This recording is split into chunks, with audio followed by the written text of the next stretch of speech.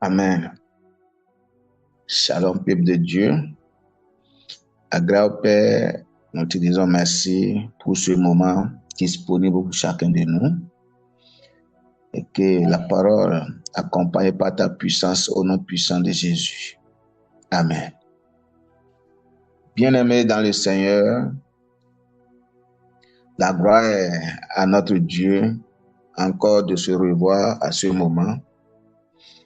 Alors, je voudrais partager quelque chose sur le changement spirituel. Vous savez, tout homme sur la terre veut un changement, et surtout un changement positif. Un être humain qui ne désire pas un changement, je ne pense pas qu'il est encore sur la terre. Je ne pense pas. Si nous sommes vraiment sur la terre, nous devons vouloir que notre vie change. Et notre vie doit changer sur le plan positif et non pas sur le plan négatif. De manière où les gens qui nous connaissaient hier, les gens qui nous connaissaient il y a 1 an, 2 ans, il y a 3 ans, 5 ans, puissent vraiment témoigner de notre passé, de qui nous étions et maintenant de qui nous sommes. Et c'est très important. Et c'est aussi le vœu de notre Père Céleste. Parce que la Bible dit qu'il est descendu malgré que nous sommes des pécheurs. Voyez, le Seigneur Jésus nous a cherchés. Et il a fait le sacrifice, il a versé son sang pour nous afin que nous puissions avoir ce changement. Et en réalité, ce changement dont on parle est fait pour le monde entier. Ce changement spirituel est fait pour toute l'humanité. Et celle ou celui qui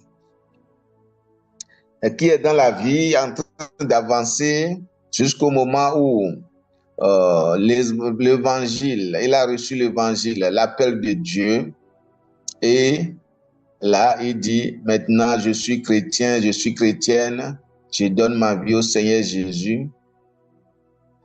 Bien aimé, cela ne s'arrête pas là, de donner sa vie et d'être membre d'une église, d'être d'une membre de comité de prière, etc.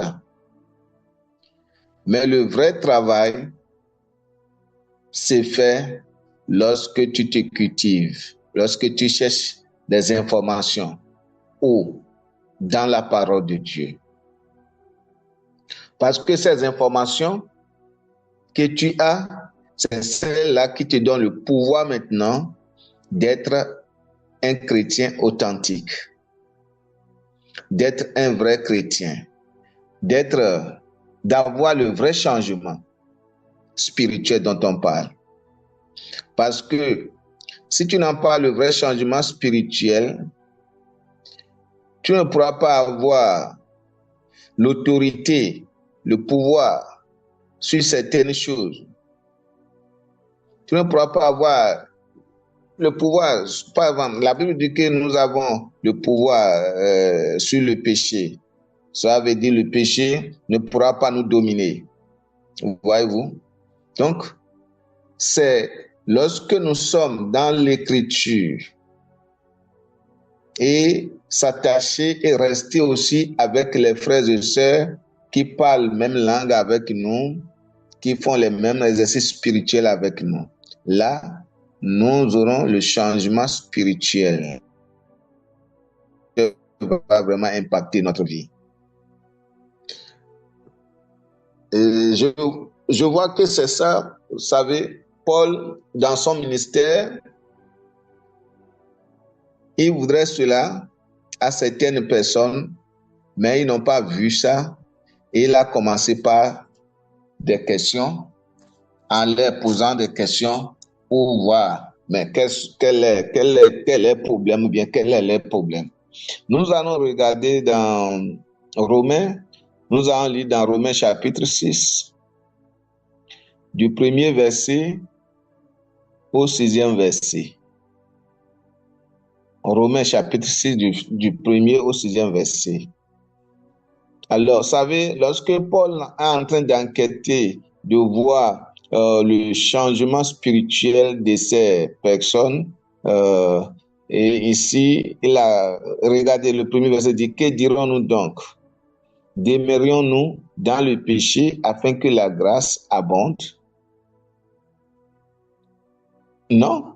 Le verset dit, loin de là, nous qui sommes morts au péché, comment vivions-nous? Comment vivrions-nous encore dans le péché? Ouais, il a commencé par poser la question, que dirions-nous donc? Demeurions-nous dans l'ancien état, dans l'état charnel, dans l'état charnel de la manière du monde, afin que la grâce de Dieu, la faveur de Dieu, la bonté de Dieu travaille, abonde, afin que nous aurons la guérison, la restauration. Bien-aimés, non. Non. Et le verset dit, loin de là, nous qui sommes morts au péché.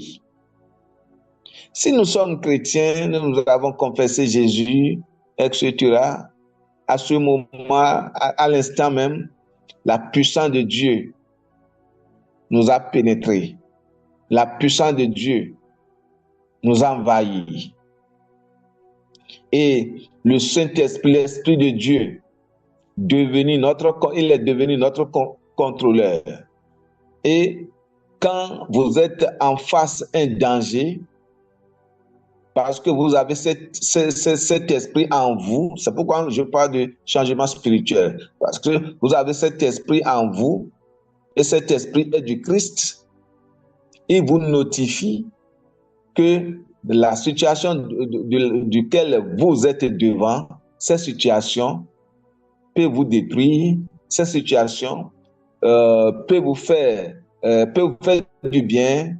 Lui dictate, il dit, bien aimé, si tu as ce détecteur en toi, mais tu ne pourras pas dévier. Jésus, vous savez, Jésus a dit que cette livre de la loi ne s'éloigne point de ta bouche, ne détourne pas à gauche, à droite, tout droit. Lorsque le Saint-Esprit, lorsque nous sommes imbibés, nous avons vraiment imbibé dans la parole, bois la parole comme un bébé boit son biberon, comme un bébé prend le lait maternel, et c'est cela qui donne quoi? La bonne forme au bébé. S'il est bien nourri, vous allez voir que le bébé qui est bien nourri, dès sa bas âge, ne tombe pas rapidement malade. Ce bébé est solide parce qu'il est bien entretenu. Alors, bien-aimés, donc, nous devions rentrer dans la parole pour être bien entretenus. Mais ceci n'était pas dans le cas, et Paul a commencé par, mais c'est quoi? Qu'est-ce qui se passe? Il dit, mais comment vivions-nous encore dans le péché? Et Paul continue le verset 3, il dit, ignorez-vous. Il est en train de dire, est-ce que vous avez oublié? Est-ce que vous avez oublié que nous tous qui avons été baptisés en Jésus-Christ, c'est en sa mort que nous avons été baptisés? Point d'interrogation. Il dit, est-ce que vous avez oublié? Ignorez-vous. Oui, bien-aimés dans le Seigneur. Est-ce que tu as oublié cette pacte que tu as fait avec le Seigneur, cette alliance que tu as fait avec le Seigneur par ta bouche? Tu as oublié le baptême que tu as fait? Paul dit, nous qui sommes morts, nous qui avons baptisé en sa mort, nous, ignorez-vous que nous, tous qui avons été baptisés en Jésus-Christ, c'est en sa mort que nous avons été baptisés. Le chrétien à un niveau, après la confession publique, lorsque tu fais le cheminement jusqu'à un niveau, je crois que cette doctrine du maître, on doit te l'enseigner afin que tu sais que le baptême est très important pour le changement spirituel. Parce qu'au baptême, à ce niveau, tu dis, je tourne dos à tout ce qui est du monde et tout ce qui appartient au monde. Je tourne dos à tout le monde avec ses affaires, etc.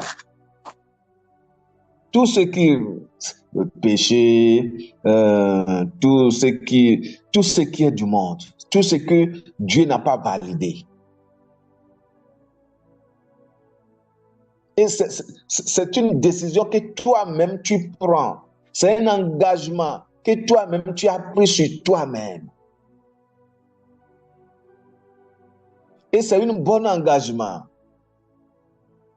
Et bien aimé dans le Seigneur, après avoir pris ces engagements, et on vous enseigne quelques écritures là-dessus, et au jour du baptême, et on vous amène au bord d'une rivière, de l'eau, d'un lac.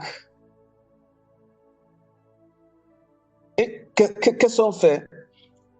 On vous plonge, on vous ensevelit, la tête aux pieds, tout est vraiment enterré sous l'eau et on vous relève. Et cela, qu'est-ce que cela signifie? Cela, vous êtes en train de dire, je suis enterré avec le Maître. Et quand vous relèvez, vous avez dit que je suis ressuscité avec le Maître. Et pendant votre enterrement avec le Maître, l'ancienne vie, tout est passé, tout est resté dans le tombeau. C'est que tout est resté dans l'eau là. Tout est resté là. Cela ne revient plus avec vous. Parce que vous avez fait cet engagement. Pour que cela ne soit pas, l'ancienne vie ne soit pas vraiment effective, ne revienne plus avec vous, vous devez à chaque moment être en contact de la parole de Dieu.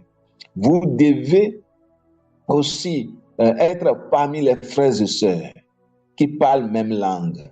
C'est pourquoi la Bible dit que le fer aiguise le fer. Si vous n'êtes pas parmi vos siens et vous dites enfant de Dieu et vous cherchez du changement spirituel et vous êtes toujours parmi les païens qui parlent les langages païens et qui font les actes païennes, le mensonge, le vol, la calomnie, l'adultère, la fornication, le drogue. Et vous dites, vous êtes chrétien, et si votre lumière que vous êtes, que Jésus a dit, n'impacte pas, ne change pas ces personnes, et vous êtes retourné avec eux, cela veut dire que votre feu que vous avez allumé au début de votre vie spirituelle, vous êtes en train de mettre de l'eau là-dessus. Quand vous ne frottez pas avec ceux-là de la même opinion spirituelle que vous avez. Et là, ça serait vraiment, bien aimé dans le Seigneur, ça serait vraiment difficile pour votre changement spirituel. Ça serait difficile pour votre évolution. Parce que pour avoir de bonnes évolutions avec le Seigneur, pour avoir de la grâce avec le Seigneur, il faut vraiment le changement spirituel. Que l'esprit qui était en vous, cet esprit du monde, cet esprit de rébellion, cet esprit ces esprits-là puissent changer, puissent vous quitter, afin que l'Esprit de Dieu, le Saint-Esprit, Dieu même, vous incarne, vous habite. Et que partout où vous êtes, bien-aimés, ça soit que c'est le Seigneur lui-même qui est là. C'est de ça qu'il s'agit. Vous savez, dans l'Ancien Testament, je vais aller là rapidement et encore revenir ici. Dans l'Ancien Testament, Dieu a parlé dans le livre de Lévitique, Dieu a parlé de sa sainteté à ses enfants. Il a dit, Lévitique 19, versets 1 et 2. Nous allons regarder ça rapidement. Lévitique 19, versets 1 et 2. Regardez ce que Dieu a dit à Moïse pour le changement spirituel des enfants d'Israël. C'est très important, bien-aimé. Il dit, l'Éternel parla à Moïse et dit, parle à toute l'assemblée des enfants d'Israël et tu leur diras, soyez saints, car je suis saint, moi, l'Éternel, votre Dieu. Vous voyez ce que Romain a dit là? Romain a dit, Paul a dit, est-ce que nous allons demeurer dans le péché afin que la grâce abonde, afin qu'il y aura la délivrance, afin qu'il y aura la guérison? Parce que beaucoup cherchent la main de Dieu, beaucoup cherchent la guérison, beaucoup cherchent la délivrance, mais ils maintiennent l'esprit du monde en eux-mêmes. La façon du monde, c'est qu'ils sont dans la maison de Dieu et véritablement, ils ne sont pas changés. C'est des hommes qui n'ont pas le changement, c'est ces femmes qui n'ont pas le changement. Ils sont dans la maison de Dieu, ils prient midi, matin, ils veulent que la grâce de Dieu abonde, ils veulent, oh Seigneur, guéris-moi, Seigneur, restaure-moi. Mais eux-mêmes, ils n'avaient pas aucun changement en eux. Les caractères sont toujours les mêmes, les pensées sont toujours les mêmes. Ils font tout ce que le monde fait. Donc, il n'y a pas la différence. Et quand ils parlent, c'est le monde pur. Et tout ce qu'ils font, c'est le monde pur. Bien-aimé, des choses ne se passent pas comme ça. Quand on parle de changement spirituel, ce n'est pas de cette façon. Ça ne doit pas être de cette façon. Et c'est pourquoi, ici, l'Éternel même parla maintenant à Moïse et dit, parle à toute l'assemblée des enfants d'Israël. Et tu leur diras, soyez saints. Soyez saints, car je suis saint, moi l'Éternel, votre Dieu. C'est une recommandation. C'est une obligation. Et nous devons chercher, nous devons faire des efforts à être qui Dieu est. Dieu voudrait que nous soyons qui lui-même est. Parce que nous sommes son représentant sur la terre. Nous sommes des ambassadeurs célestes sur la terre. Quand les gens veulent des solutions ici sur la terre, c'est nous, c'est moi et c'est toi. Si nous avons cette lumière, si nous avons vraiment ce changement spirituel dont la parole de Dieu parle, donc c'est nous qui doit orienter ceux-là qui sont dans le ténèbre. C'est nous qui doit orienter ceux-là qui n'ont pas ce changement. Bien aimé, c'est très important. Donc, travaillons sur nous-mêmes. Travaillons sur nous-mêmes. je lisais, je vais lire le Romain maintenant, le verset 4 dit, nous avons donc été ensevelis avec lui par le baptême en sa mort, afin que, comme Christ est ressuscité des morts par la gloire du Père, de même, nous aussi, nous marchons en nouveauté de vie. Nous marchons en nouveauté de vie. Ouais. Nous avons donc été ensevelis. Ça veut dire nous avons été enterrés avec lui par le baptême. Je l'ai déjà expliqué. En sa mort. Pourquoi? Afin que Christ, comme Christ est ressuscité d'entre les morts par la gloire du Père, de même, nous aussi, nous marchons en nouveauté de vie. C'est très important. Vu l'heure, je vais laisser la place aux d'autres peut-être de compléter. Nous avons y revenir sur ça. Que Dieu bénisse sa parole. Que Dieu bénisse chacun de nous qui va se reconnecter et écouter la parole au nom puissant de Jésus. Shalom à tous.